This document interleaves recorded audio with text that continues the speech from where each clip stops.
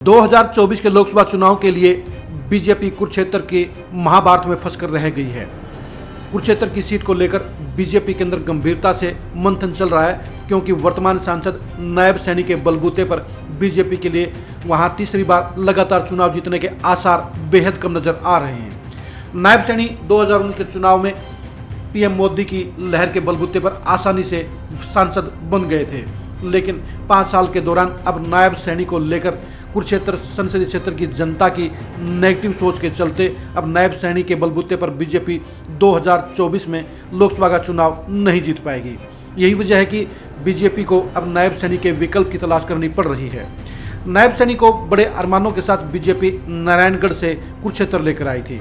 उन्हें यह एहसास था कि राजकुमार सैनी की जगह को लेने के लिए नायब सैनी सबसे उपयुक्त रहेंगे और उन्हें जनता का भरपूर समर्थन भी मिला और इसलिए बड़े अंतर के साथ चुनाव जीतने में सफल रहे।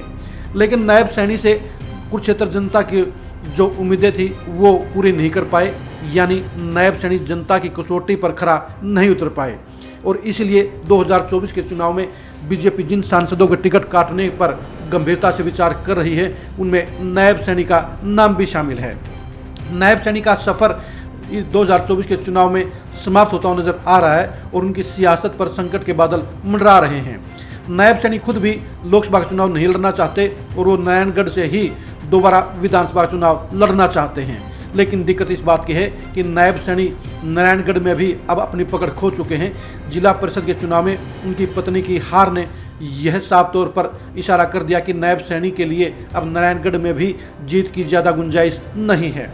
लेकिन बीजेपी के लिए बड़ी समस्या कुरुक्षेत्र सीट को लेकर है। कुरुक्षेत्र लोकसभा सीट बीजेपी 2014 और 2019 में लगातार 2 बार जीत चुकी है और तीसरी बार हैट्रिक लगाने के लिए वो चेहरे की तलाश कर रही है। अब सवाल ये उठता है कि बीजेपी के पास किस विकल्प के तौर पर बीजेपी आगे बढ़े। बीजेपी के पास इस समय 2 ही विकल्प नजर आते हैं। पहला विकल्प वो सैनी सांसद के बदले में सैनी प्रत्याशी की तलाश करे।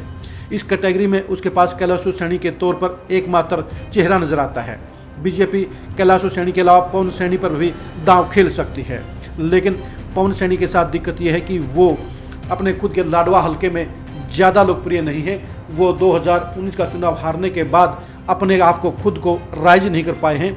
सत्ता का हिस्सेदार होने के बावजूद पवन सैनी लाडवा हलके में ही अपना ग्राफ दोबारा से बड़ा नहीं कर पाए हैं, जिसके चलते उनकी नेगेटिविटी को लेकर बीजेपी हार का रिस्क नहीं लेगी। इसलिए बीजेपी कहीं ना कहीं कैलाशो सैनी को सैनी प्रत्याशी के तौर पर प्राथमिकता दे सकती है। लेकिन दिक्कत इस बात की भी है कि कैलाशो सैनी भी अब एक ओल्ड फेस हो चुकी हैं। उनके साथ में नया क्रेज नहीं है, उनके साथ में वोटरों का नया बहाव नहीं है। वो पहले सांसद भी रह चुकी हैं, इनेलो के समय सत्ता की साझेदार भी रह चुकी हैं और अब बीजेपी का हिस्सा बनने के बाद भी उन्होंने वो एक्टिव रोल कुरुक्षेत्र की पॉलिटिक्स में नहीं निभाया है, जिसके बलबूते पर वो 2024 के चुनाव में कुरुक्षेत्र सीट पर बीजेपी की नैया पार लगा सकें। ऐसे में बीजेपी के पास एक अलग विकल्प भी बचता है।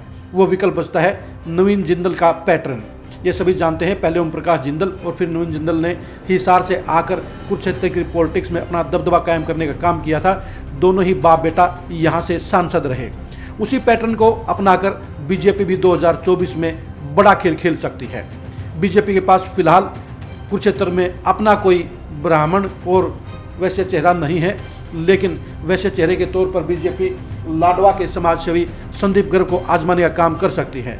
संदीप गर्ग भी उसी पैटर्न पर उसी तरीके से समाज के साथ जुड़ रहे हैं जो काम कभी ओम प्रकाश जिंदल और नवीन जिंदल ने किया था। संदीप गर्ग इस समय लाडवा हलके में सबसे लोकप्रिय शख्सियतों में शामिल हैं। उनकी समाज सेवा के बलबूते पर गरीब तबके में उन्होंने बड़ी पकड़ बनाने का काम किया है और वो बीजेपी के लिए तुरुप के साबित हो सकते हैं। संदीप गर्ग लगातार लाडवे हलके में अपनी सामाजिक सेवाओं के जरिए अपना विस्तार कर रहे हैं, अपनी रसूख को बढ़ा रहे हैं और उनका लाडवा हलके में इस समय खास रुतबा बन चुका है। अगर बीजेपी संदीप गर्ग पर दाव लगाने का काम करेगी तो वो नवीन जिंदल की तरह कुरुक्षेत्र जिले में बीजेपी के लिए इस लोकसभा सीट पर जीत का डंका बजा सकती है। यानी दावेदारी के मामले में अगर बीजेपी को अपनी पार्टी से बाहर सोचना होगा, अगर उसे जीत की गारंटी वाला प्रत्याशी तलाश करना होगा, तो उसके फ्रेम के दायरे में संदीप गर्ग सबसे पहले प्रत्याशी हो सकते हैं। बीजेपी का ग्राफ जिस तरह से पिछले 5 साल में गिरा है, उसके हिसाब से उसे नए वोट बैंक को साथ जोड़ना होगा और नए वोट बैंक को जोड़ने के लिए संदीप गर्ग उनके लिए सबसे ज़्यादा मददगार साबित हो सकते हैं। अगर बीजेपी नायब सैनी के बलबूते पर ही 2024 का चुनाव लड़ने का काम करेगी तो उसके हार के आसार ज़्यादा रहेंगे, क्योंकि नायब सैनी ने 2019 में चुनाव जीतने के बाद थानेसर से बाहर बेहद कम गतिविधियां करने का काम किया है। नायब सैनी 2019 में सांसद बनने के बाद थानेसर के विधायक सुभाष सुधा के चंगुल में फंस गए और उन्होंने हमेशा थानेसर तक ही अपने आप को सीमित रखा। गिने चुने अवसरों पर उन्होंने कलायत, गुलाचिका, कैथल और पुंडरी हलकों में अपनी सियासी गतिविधियां बढ़ाने का काम किया। एक सांसद के तौर पर वो एक्टिव भूमिका निभाने में नाकाम रहे। इसलिए कुरुक्षेत्र संसदीय क्षेत्र की सभी 9 विधानसभा सीटों पर नायब सैनी को लेकर नेगेटिव माहौल है। इस नेगेटिव माहौल को खत्म करने के लिए बीजेपी को फ्रेश चेहरा लेकर आना होगा।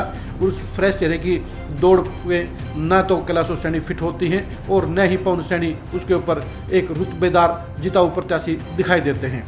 ऐसे में बीजेपी के लिए संदीप गर्ग को अपनी पार्टी में लेकर उन्हें लोकसभा का प्रत्याशी बनाना सबसे ज़्यादा फायदेमंद रहेगा, क्योंकि संदीप गर्ग के जरिए बीजेपी न सिर्फ अपनी नेगेटिविटी को खत्म कर सकती है बल्कि जिंदल परिवार की तरह वहां पर वैसे या बनिया वोट बैंक के जरिए दोबारा से जीत का परचम भी फहरा सकती है। वैसे भी बीजेपी ने 2019 में किसी बनिया प्रत्याशी को चुनाव में नहीं उतारा था।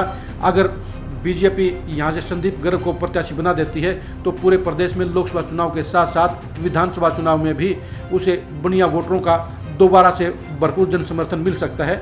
आपको ये बता दें, इस समय हरियाणा के बनिया समुदाय में बीजेपी को लेकर बड़ी नाराजगी भी है। जीएसटी और दूसरे मुद्दों को लेकर व्यापारियों में नाराजगी है। उस नाराजगी को वो संदीप गर्ग को कुरुक्षेत्र सीट पर टिकट देकर दूर करने का काम कर सकती है। कांग्रेस ने भी पिछली बार किसी बनिया नेता को टिकट नहीं दी थी। अगर ऐसे में 2024 के चुनाव में बीजेपी कुरुक्षेत्र सीट से संदीप गर्ग को अपना प्रत्याशी बना लेती है तो वो पूरे बनिया समुदाय का समर्थन हासिल कर सकती है और ये उसे पूरे प्रदेश में फायदा पहुंचाने का काम करेगा। अब देखने की बात यह है कि बीजेपी बड़ी सोच के साथ नायब सैनी के विकल्प के तौर पर किसे आजमाने का काम करती है।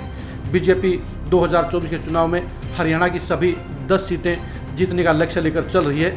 इस लक्ष्य को हासिल करने के लिए उसे 10 में से 7 सांसदों की टिकट काटनी पड़ेगी और नए दमदार और फ्रेश चेहरों को उसे चुनावी दंगल में उतारना पड़ेगा। कुरुक्षेत्र के महाभारत में उसे ऐसे चेहरे को उतारना पड़ेगा जो उसे जीत की गारंटी दिला सके। जीत की गारंटी दिलाने में ना तो कैलाश सैनी सक्षम है और न ही पवन सैनी असरदार नजर आते हैं। ऐसे में सिर्फ संदीप गर्ग ही बीजेपी के लिए सबसे मजबूत प्रत्याशी के तौर पर साबित हो सकते हैं। अब देखने की बात यह है कि बीजेपी हाईकमान कुरुक्षेत्र की महाभारत को जीतने के लिए किस चेहरे पर दाव लगाने का काम करती है। कुरुक्षेत्र में बीजेपी की सियासत को जानने के लिए आप लगातार खरी खरी न्यूज़ के साथ जुड़े रहिए। आप हमारे फेसबुक पेज को लाइक कीजिए और यूट्यूब चैनल को सब्सक्राइब कीजिए। नमस्कार।